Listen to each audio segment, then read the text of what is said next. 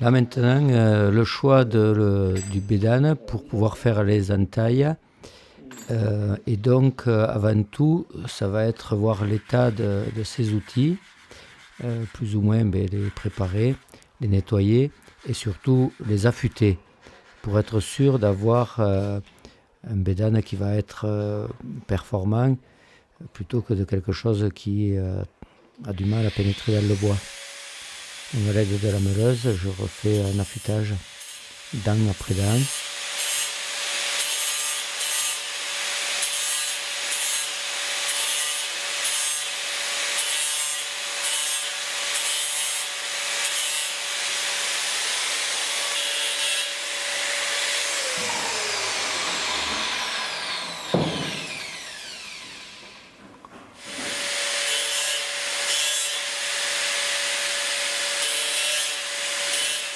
Et j'en profite pour faire voir cette étape à Caril qui est l'apprenti. Donc Caril est apprenti chez les Compagnons du Tour de France.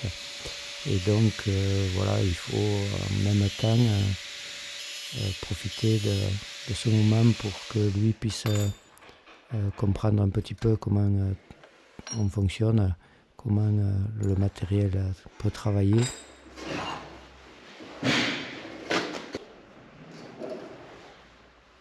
Après l'affûtage, bien sûr, on positionne le bédane sur la machine et on va faire les premières entailles en s'assurant que l'inclinaison est la bonne.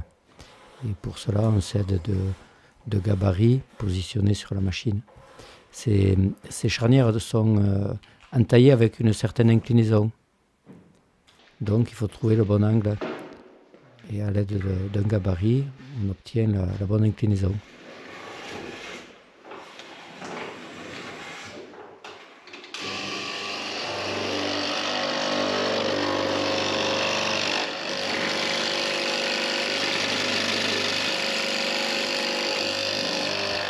Les charnières qu'on va positionner, on appelle cela des charnières à aile tangentielle. Voilà, ce sont des charnières qui sont venues s'adapter, se positionner sur des fenêtres, à peu près à l'époque du XVIIe siècle. Sinon, auparavant, on avait souvent plutôt des gonds à planter. Ce qu'on appelle des gonds Louis XIII.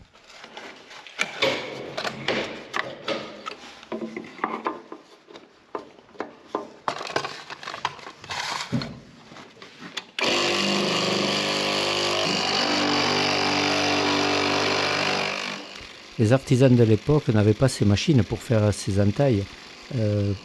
Là, avec ce matériel, pour nous, c'est de la rigolade, on va dire. Alors que eux, avant, ils devaient faire ces entailles avec des bédanes très minces. Et donc, cela prenait quand même beaucoup de temps. Bien plus que nous maintenant.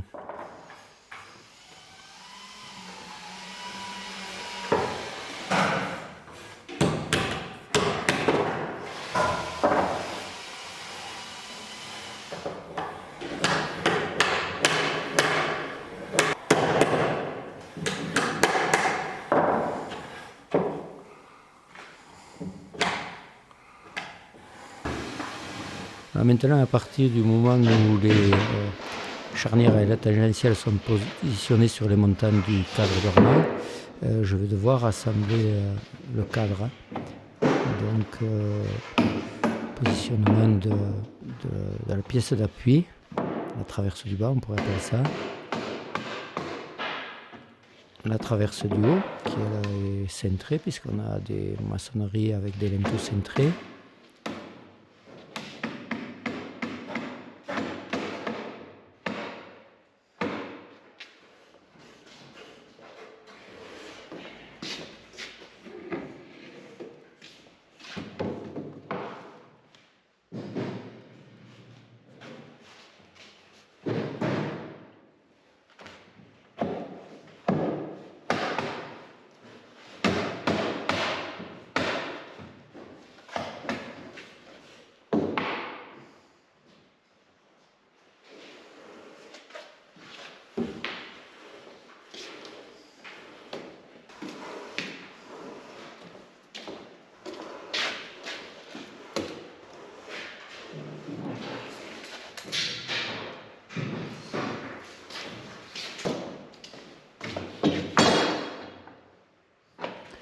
positionnement de 2 serre-joints pour que les assemblages soient bien jointifs et donc on ait la bonne dimension à l'intérieur du cadre pour pouvoir présenter les ouvrants, les 2 ouvrants. Et être sûr d'avoir le jeu nécessaire pour que la fenêtre fonctionne comme il faut au moment de l'ouverture et de la fermeture.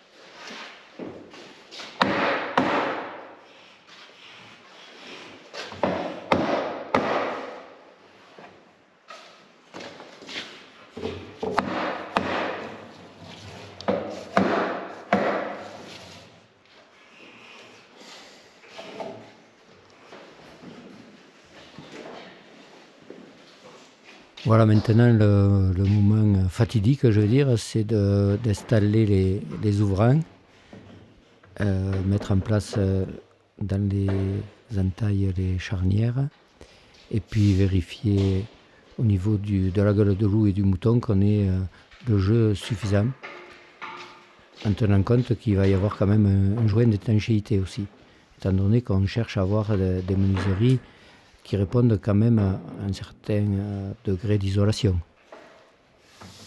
Dans un premier temps, on voit que ça force, et donc il va falloir ajuster l'ensemble pour que cela puisse fonctionner sans problème.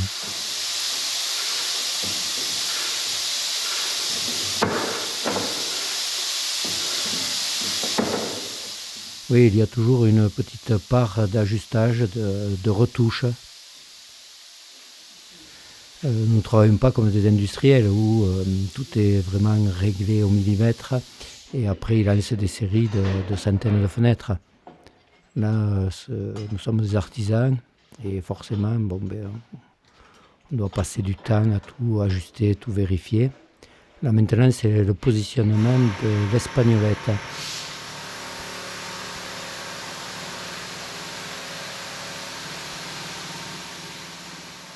Donc je vérifie d'avoir une longueur suffisante vers le haut avant de tracer le positionnement des lacets.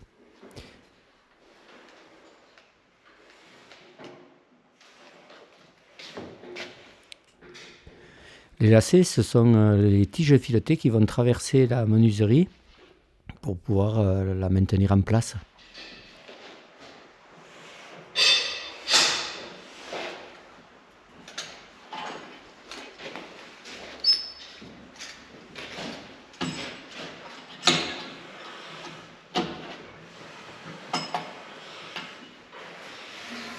Je m'assure également, donc ce que j'avais dit au moment de la réalisation, de la modification des espagnolettes, que la poignée tombe vraiment en face le petit bois.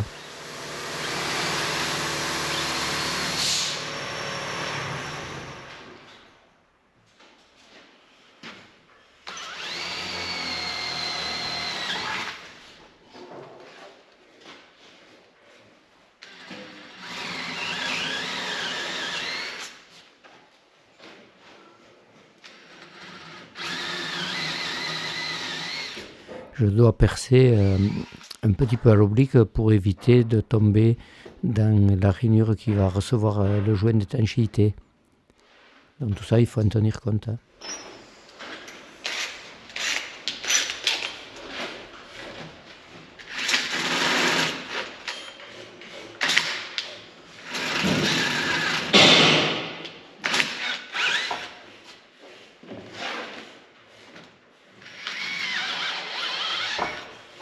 À l'aide d'une mèche un petit peu plus grosse, je fais un avant-trou pour la tige filetée qui est un peu plus grosse au niveau du lacet.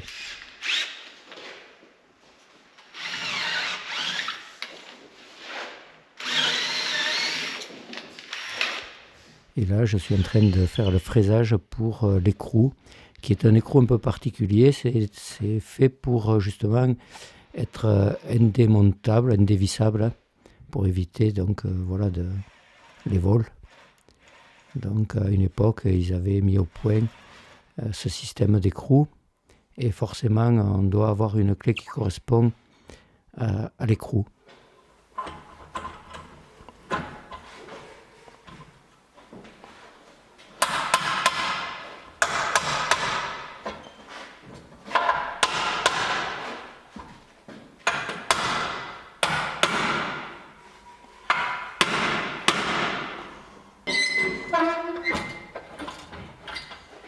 Que de l'huile, hein. On va mettre un peu d'huile, hein.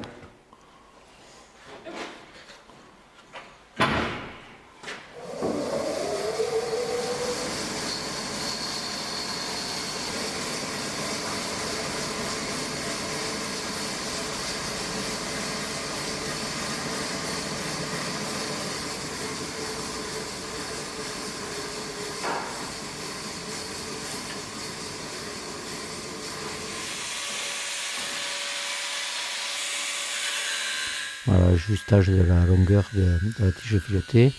On n'a pas besoin d'avoir une tige filetée qui dépasse de plusieurs centimètres. Donc on laisse juste quelques millimètres en plus.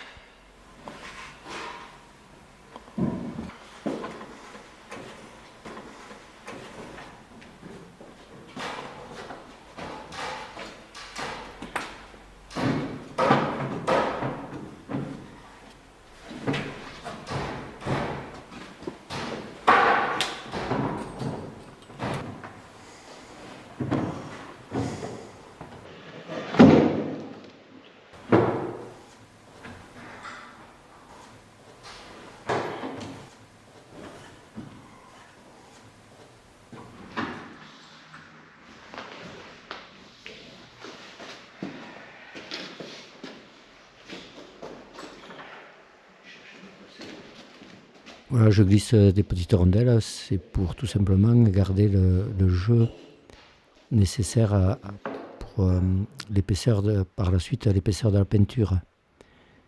Donc si on ne tient pas compte de ce jeu, étant donné qu'il y aura plusieurs couches de peinture sur l'ouvrant et sur le dormant, ça va faire forcer la menuiserie.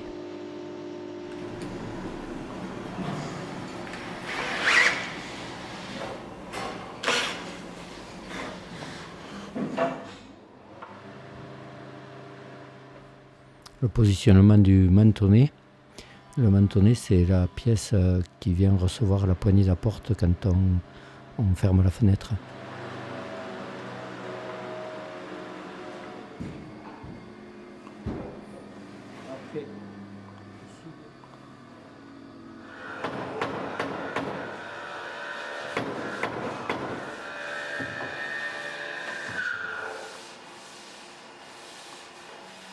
Je passe dans les cheveux ou descendre dans le ruisseau, mais de l'autre. En disant à Nathalie, ouvre-moi les portes.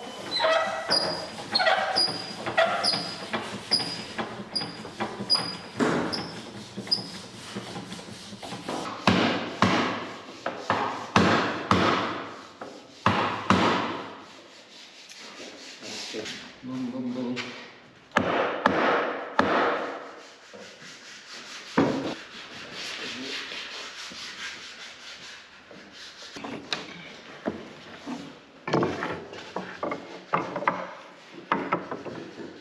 Sur un système de charnière à aile tangentielle, on n'a pas de possibilité de réglage comme aujourd'hui avec des charnières modernes.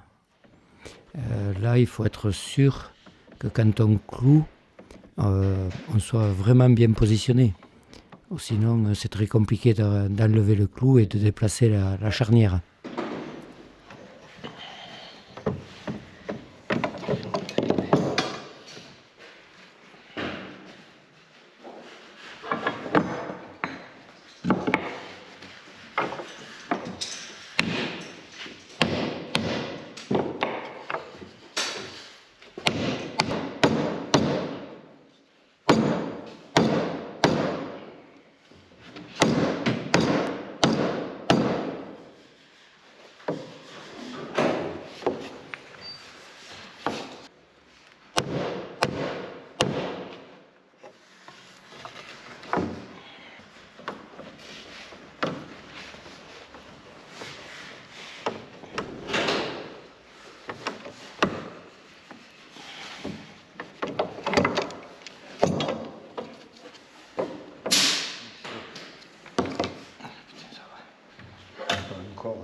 regarde Patrick, j'en ai encore levé davantage, regarde ce qui retouche. Voilà, maintenant le moment décisif ou crucial, c'est est-ce que les charnières sont bien positionnées, ne sont pas encore clouées, voir si la coupe du jet d'eau est suffisante, voir si on a suffisamment de jeu entre la gueule de loup et le mouton. Au château, je les avais fait que 30 d'épaisseur. C'est mieux. Tu regarderas au château, là, il n'y a que... Un centimètre. Non, il n'y a pas un centimètre. Il y a... Qu'est-ce que c'est qui empêche que la fenêtre se ferme? Voilà.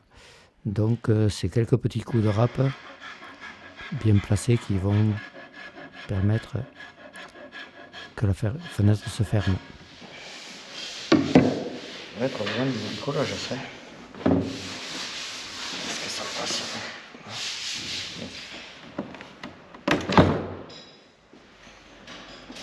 Ça ferme.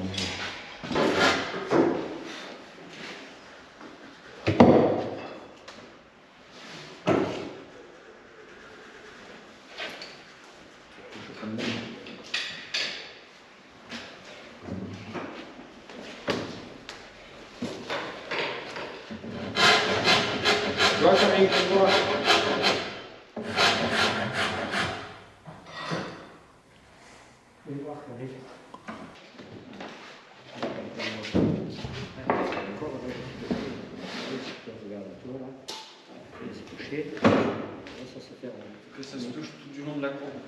Et ça ne devrait pas se toucher. Ouais. Parce que là, avec la peinture, ça... Parce qu'il y a des gens qui ne vont pas savoir les fermer, les fenêtres, si ça touche pas.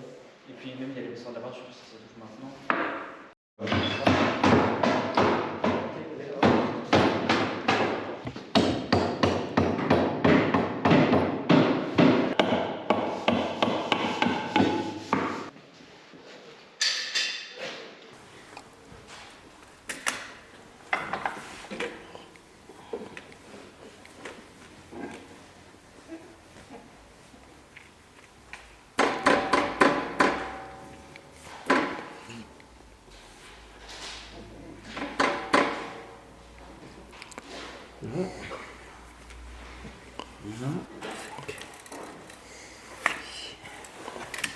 Là, ça doit être bon.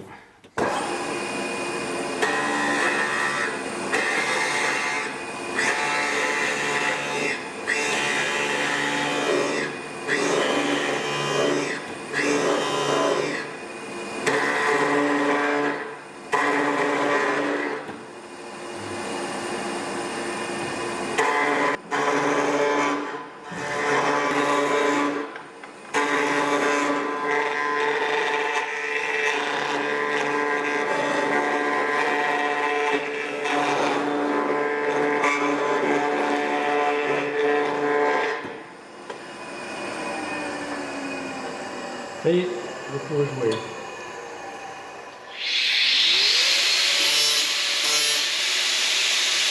Après avoir fait les mortaises pour l'emplacement des crochets, les deux crochets de l'espagnolette, je vais devoir positionner à partir d'une pointe un petit axe, donc qui sera logé à l'intérieur de la mortaise sur la pièce d'appui au bas de la fenêtre et la traverse du haut, pour que l'espagnolette vienne bien crocheter au moment de la fermeture.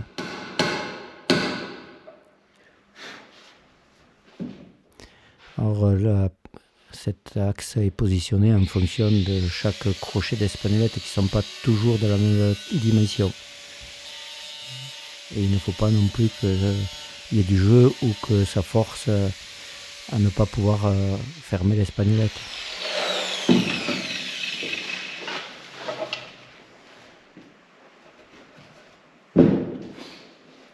Voilà. Une fois de plus, il faut remonter le cadre dormant pour pouvoir vérifier si tout fonctionne bien. Ce sont étape après étape, petit à petit. Voilà, la fenêtre se construit, elle s'ajuste pour obtenir une belle menuiserie qui va prendre place dans une belle demeure ancienne. Et vu de l'extérieur ou de l'intérieur, on ne saura pas si c'est une menuiserie qui a été fabriquée au XVIIIe siècle ou au XXIe siècle.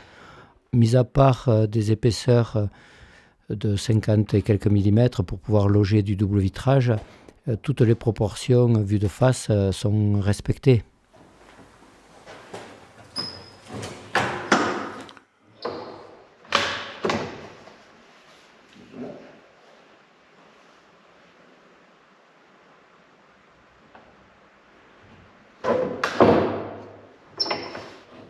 Une fois ce ferrage terminé, il va nous rester la phase de finition.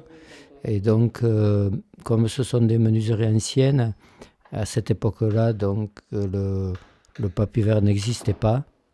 Et nous allons faire une finition au racloir tout simplement, avant de recevoir les couches de peinture.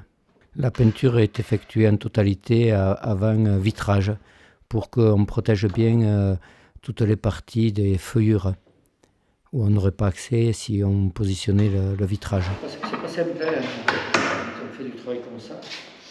Bon.